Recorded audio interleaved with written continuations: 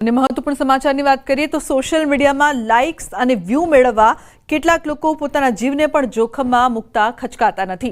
મધ્યપ્રદેશના પન્નામાં બૃહસ્પતિ કુંડમાં આવો જ એક હૃદયદ્રાવક વિડીયો સામે આવ્યો છે, જેમાં એક યુવાન પોતાના મિત્રનો હાથ પકડીને હજારો ફૂટ ઊંડા પાણી ઉપર ઝૂલીને રીલ અને સેલ્ફી લેતો જોવા મળી રહ્યો છે। આ દ્રશ્ય જોઈને નીચે ઉભેલા લોકો પણ ધ્રુજી ઉઠ્યા હતા। વાયરલ વિડીયોમાં સ્પષ્ટપણે જોઈ શકાય છે કે ધોધ અને હજારો ફૂટ નીચે ઊંડા પાણી છે, ત્યાં એક યુવાન તેના મિત્રના ટેકાથી હવામાં લટકતો છે। તેનો મિત્ર તેને મજબૂતીથી પકડી રહ્યો છે, જ્યારે તે પોતે મોબાઈલથી તેનો વિડીયો બનાવી રહ્યો છે અને સેલ્ફી લઈ રહ્યો છે। આ દ્રશ્ય એટલું ખતરનાક છે કે થોડી ભૂલ પણ યુવાનનો જીવ લઈ શકે છે। કુંડ નીચે હાજર લોકોએ આ ઘટનાનો વિડીયો પોતાના મોબાઈલમાં કેદ કર્યો, જે સોશિયલ મીડિયા પર આગની જેમ ફેલાઈ ગયો છે। ન્યૂઝ 18 આપ સૌને અપીલ કરે છે કે જિંદગી અનમોલ છે, આવી સેલ્ફી અને રીલ જોખમી બની શકે છે। મહેસાણાના તારંગાના પર્વતો અરવલ્લીની ગિરિમાળા તરીકે ઓળખાય છે। હાલ તારંગાની પર્વતમાળાઓ સોળે કળાએ ખીલી ઉઠી છે। વહેલી સવારે વાદળછાયું વાતાવરણમાં લોકો આનંદ લેવા ઉમટે છે। વળી કેટલાક લોકો અહીં ટ્રેકિંગ કરવા પણ આવે છે। વરસાદી માહોલ વચ્ચે કુદરતી સૌંદર્ય માણવા અહીં લોકો ઉમટી પડે છે। તારંગા ડુંગર પર જોગીડાની ગુફા આવેલી છે, જ્યાં મોટી સંખ્યામાં દર્શનાર્થીઓ આવતા હોય છે।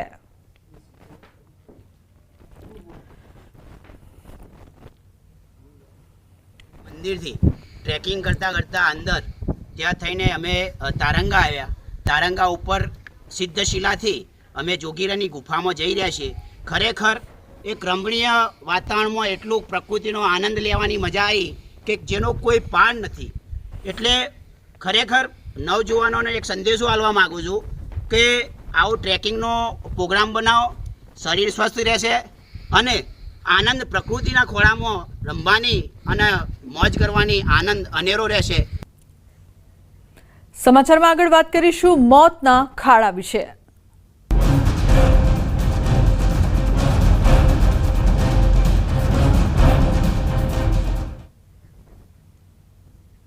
કમરતોડ નહીં, હાઈવે પર તો છે મોતના ખાડા। વલસાડના હાઈવે પર ખાડાના કારણે બાઇક ચાલકનું મોત થયું। પારડી નજીક હાઈવે પર ખાડાએ લીધો એકનો ભોગ।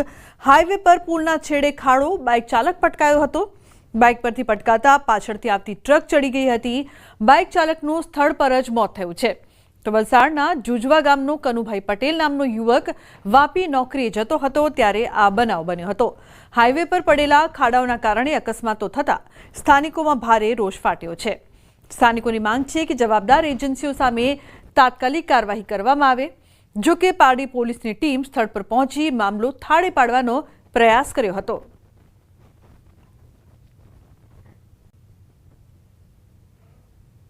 એક 6 દિવસ પહેલા મારી જોડે આ ઘટના બની ચૂકેલી છે, જેના ઘાવ મારા હાથ, પગ અને મારા મગજ પર છવાઈ ગયા છે। અને આવી ઘટના બીજી વાર ન બને એના માટે મેં તમને વારંવાર કીધેલું હતું કે માતાની કૃપા હતી કે હું પોતે બચી ગયેલો હતો, પણ બીજા જેવું બધાનું નસીબ નહીં આવશે। કાલે ઉઠીને મારી પર કોઈ કેસીસ બી બનાવી શકે, પરંતુ હું બોલીશ અન્યાયની સામે મેં બોલા કે આ એક મર્ડર છે, મર્ડર। કારણ કે મેં ચેતવણી આપેલી હતી એક અઠવાડિયું પહેલા કે આવું મારી સાથે બહેનો હું બચી ગયો, પણ કોઈ બીજો નસીબદાર નહીં છે। હવે એના બચ્ચાને કોણ પહોંચવાનું અને છોકરાની બહેનને જવાબ કોણ આપવાનું? ત્યારે બી મેં બોલેલો હતો, વારંવાર બોલો કે આનો જવાબદાર કોણ?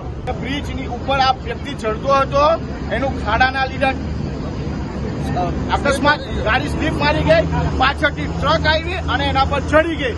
અને એ જ વસ્તુ મેં કીધેલું હતું કે મારી પછાડી બી 3 ટ્રક આવતી હતી, કોઈ ચડી ગયેલો તો સેમ આજે મારા બી ટુકડા આવવા જશે। કોણની બલી ચડવાની? અને આ હમણાંનો વિષય નથી, આ અત્યારનો વિષય નથી, આ બધા મોન્સૂનનો સમય છે। મોન્સૂન દરમિયાન તમે જુઓ રસ્તાની હાલત, ગમે તે બનાવ બને છે એ હર વર્ષે તો અમે જોઈએ છે, એવું નહીં કે આ વર્ષે જ છે, પણ થાય શું છે કે સ્લીપ મારે જલ્દી એ લોકો ઊભા થઈ જાય અને પાછું કન્ટિન્યુ થઈ જાય। પણ અત્યારે આજે જે ડેથ થઈ છે ને ત્યારે લોકોને ખબર પડી છે કે અહીંયા રસ્તા ખરાબ છે, ડેથ થાય છે, ત્યાં લગીન તો એક્સિડન્ટ થાય છે, પણ કોઈને કંઈ થતું નથી ને ત્યાં લગીન કોઈ મતલબ કંટ્રોલ જાણકારી જ નથી લેતું કે અહીંયા કંઈ થાય છે। એની બોડી આપણાથી જોવાય નહીં એવી હાલત એની કરી નાખી। આનો જવાબદાર કોણ? હું એક નાગરિક, જાગૃત નાગરિક તરીકે એક આ જ વસ્તુ ઈચ્છું છું કે આ વસ્તુમાં હાઈવે ઓથોરિટી પર FIR થવી જોઈએ, કેમ કે આજે સાંસદો રોડ પર ઉતરી ગયા, બધા જ નીચે આવી ગયા રોડ પર, તો પણ આ રોડનું સોલ્યુશન નહીં આવે તો આ લોકોની કેવી જાડી ચામડી છે? આ લોકો કરવા શું માંગતા છે? ટોલ તો લેવા બરોબર ઉભા રહી જાય છે એ લોકો, પણ આ ખાડા આવે રોજિંદા. કોઈ આજે આ ભાઈ ગયો, કાલે કોઈ બીજો જશે, પરમ દિવસે કોણ જશે? આજે બધા જ જવાના છે. અમદાવાદમાં હાડકા તોડ ખાડાથી જનતા પરેશાન છે. ગોતાના મહિલા પણ ખાડાના બન્યા ભોગ. ઘર બહાર જ ખાડામાં પડ્યા, પગમાં ફ્રેક્ચર થયું. ગોતાના અપેક્ષા એવેન્યુમાં રહેતા ગીતા પટેલ તંત્રના પાપના બન્યા છે ભોગ. ઘર બહાર અંડરપાસનું કામ ચાલતું હતું. વરસાદમાં કીચડ અને ખાડા હતા. એક્ટિવા સ્લીપ મારતા ખાડામાં પડ્યા અને પગમાં ફ્રેક્ચર થયું.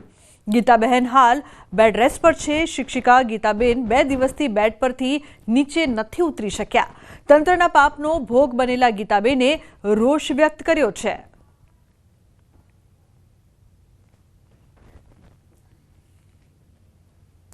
શહેરના ખાડા હવે કમરતોડ બની ગયા છે.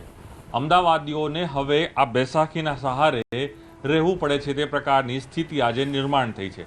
અમદાવાદ શહેરના ગોતા વિસ્તારમાં રહેતા જે આ પટેલ પરિવાર છે, આપ જોઈ શકો છો કે જે બહેન છે, બહેનનો આખો પગ છે તે ફ્રેક્ચર થઈ ગયું છે. એ ફ્રેક્ચર શેના માટે થયું છે? વરસાદી સમય દરમિયાન તેઓને ઘરની બહાર નીકળી રહ્યા હતા, એ સમયે તેનું એક્ટિવા સ્લીપ ખાઈ જાય છે અને તેઓને આજે પ્લાસ્ટર થાય છે અને તેઓને આજે બેડ રેસ્ટ થવું પડે તે પ્રકારની સ્થિતિ અમદાવાદ શહેરમાં માત્ર એક નહીં અનેક એવા પરિવાર છે જેને આ પ્રકારની સ્થિતિ જોવા મળી રહી છે. પ્રશાસનને વોટ લેવા હોય ત્યારે આવી જાય છે. એકવાર એમને પોતાને અહીંયાથી ખુલ્લા પગે ચલાવીને લઈ જાવ તો ખબર પડે કે કેવી રીતે બહાર નીકળાય છે.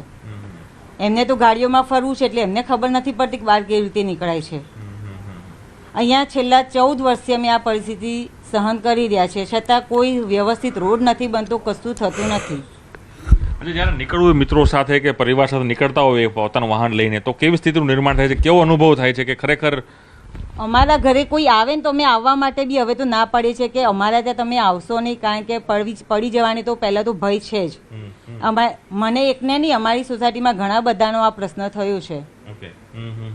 તો હવે અમારે શું કરવાનું એ કહો પહેલા તમે. એમની તમે ટેક્સ તો ભરતા હશો ને? ટેક્સ તો અમારું ટેક્સ લેવામાં તો 1 દિવસ 2 લોકો વિલંબ નથી કરતા.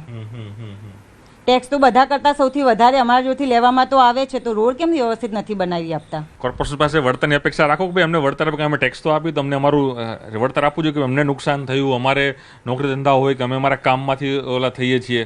અમને જોબ પર એક તો પહેલા તો રજા બી નથી મળતી. હું પોતે એક ટીચર છું.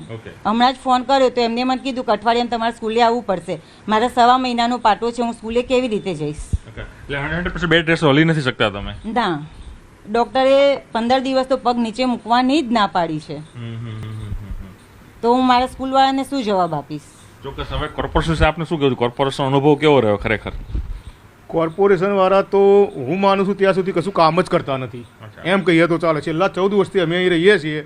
દર ચોમાસામાં આ સ્થિતિ ઊભી થાય છે અને આ વખતે તો આ અંડરબ્રિજનું કામ ચાલુ થયું છે એટલે તો એટલી બધી પરિસ્થિતિ ગંભીર થઈ ગઈ છે ને, એના કારણે મચ્છરનો ઉપદ્રવ થઈ ગયો છે અને આ બહાર જવા આવવા માટે તો એટલી તકલીફ પડે છે કે કોઈ શક્ય હોય ત્યાં સુધી બહાર જવાનું વિચારતા પણ નથી.